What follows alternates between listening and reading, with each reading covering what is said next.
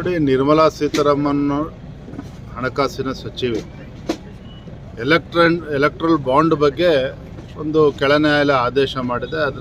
ಅದರ ಆಧಾರದ ಮೇಲೆ ಇವತ್ತು ರಾಜ್ಯ ಸರ್ಕಾರ ಭಾಳ ತರಾತುರಿಯಲ್ಲಿ ಇವತ್ತು FIR ರಿಜಿಸ್ಟರ್ ಮಾಡಿದೆ.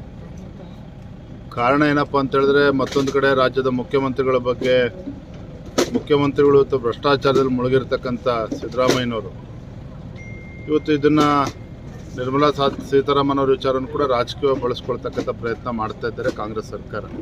ಇಷ್ಟು ಮಾತ್ರ ಹೇಳ್ತೇನೆ, ನಾನು ಪಾದಯಾತ್ರೆ ಮಾಡಬೇಕು ಅಂತೇಳಿ ಹಿರಿಯರ ಜೊತೆ ಚರ್ಚೆ ಮಾಡಿ ನಿಶ್ಚಯ ಮಾಡಿದಾಗ ಯಾರಿಗೂ ಕೂಡ ವಿಶ್ವಾಸ ಇರಲಿಲ್ಲ. ಮೈಸೂರಿನ ಮೂಢ ಹಗರಣ ಇಷ್ಟು ದೊಡ್ಡದು ಆಗ್ಬೋದು, ಮುಖ್ಯಮಂತ್ರಿಗಳ ಒಂದು ಸ್ಥಾನಕ್ಕೆ ಕೂತು ಬರ್ಬೋದು ಅಂತೇಳಿ ಯಾರಿಗೂ ಭರವಸೆ ಇರಲಿಲ್ಲ. ಅದು ನನಗೆ ಭರವಸೆ ಇತ್ತು. ಕಾರಣ ಅಂತೇಳಿದ್ರೆ, ಈ ಸರ್ಕಾರ ಬಂದ ಮೇಲೆ ಮೈಸೂರಿನ ಮೂಢ ಹಗರಣ ಇರ್ಬೋದು, ವಾಲ್ಮೀಕಿ ಅಭಿವೃದ್ಧಿ ನಿಗಮದ ಆಗಿರ್ತಕ್ಕಂಥ ಹಗರಣ ಇರ್ಬೋದು, ಈ ರಾಜ್ಯದ ಜನತೆಗೆ ಅನ್ಯಾಯ ಆಗ್ತದೆ ಕಾಂಗ್ರೆಸ್ ಸರ್ಕಾರದಿಂದ. ನನಗಂತೂ ಸ್ಪಷ್ಟವಾಗಿ ಗೋಚರ ಆಗ್ತದೆ. ರಾಜ್ಯದ ಮುಖ್ಯಮಂತ್ರಿಗಳು ಗೌರವಾನ್ವಿತ ಸಿದ್ದರಾಮಯ್ಯನವರು ತಮ್ಮ ಸ್ಥಾನಕ್ಕೆ, ಮುಖ್ಯಮಂತ್ರಿ ಸ್ಥಾನಕ್ಕೆ ರಾಜೀನಾಮೆ ಕೊಡಲೇಬೇಕಾದಂಥ ಅನಿವಾರ್ಯತೆ ಈಗಾಗಲೇ ಬಂದಾಗಿದೆ. ದಿನಗಳನ್ನು ಎಣಿಸ್ತಾ ಇದ್ದಾರೆ ಅಷ್ಟೇ. ಯಾವ ಸಂದರ್ಭಕ್ಕೂ ರಾಜೀನಾಮೆ ಕೊಡಬೇಕು.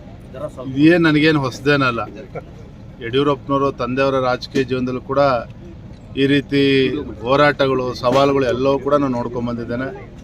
ನಾನೀಗ ರಾಜ್ಯದ ಅಧ್ಯಕ್ಷನಾಗಿ ಮೊದಲ ಬಾರಿ ಶಾಸಕ ಆಗಿರ್ತಕ್ಕಂಥ ಸಂದರ್ಭದಲ್ಲಿ ಅನೇಕ ಸವಾಲುಗಳು ನನ್ನ ಮುಂದೂ ಕೂಡ ಇದೆ. ಈ ಸವಾಲನ್ನು ಧೈರ್ಯವಾಗಿ ಎದುರಿಸ್ತಕ್ಕಂಥ ಶಕ್ತಿ ಆ ಭಗವಂತನ ದಯಪಾಲಿಸಿದ್ದಾನೆ.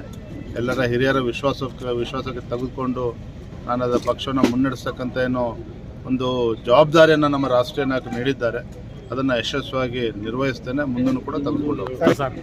ಸಮಸ್ಯೆ ಇರೋದೇ ಒಳ್ಳೇದ್ರಿ. ಸಮಸ್ಯೆ ಇದ್ದಾಗನೇ ಸಮಸ್ಯೆ ಅಂತ ಜೀವನದಲ್ಲಿ ಸಮಸ್ಯೆಗಳು ಇರಬೇಕು.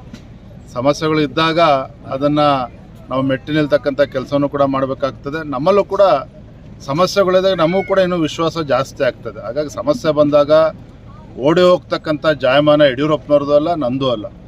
ಹಾಗಾಗಿ ಎಲ್ಲವನ್ನು ಕೂಡ ಧೈರ್ಯವಾಗಿ ಎದುರಿಸ್ತೇನೆ, ಪಕ್ಷವನ್ನು ಮುನ್ನಡೆಸ್ತೇನೆ. ಅಷ್ಟೇ ಅಲ್ಲ, ಭಾರತೀಯ ಜನತಾ ಪಾರ್ಟಿಯನ್ನು ಮುಂದಿನ ದಿನಗಳಲ್ಲಿ ಸ್ಪಷ್ಟ ಬಹುಮತದೊಂದಿಗೆ ರಾಜ್ಯದಲ್ಲಿ ಅಧಿಕಾರಕ್ಕೆ ತರ್ತೇನೆ ಅನ್ನೋ ಸಂಪೂರ್ಣ ಭರವಸೆ ನನಗಿದೆ.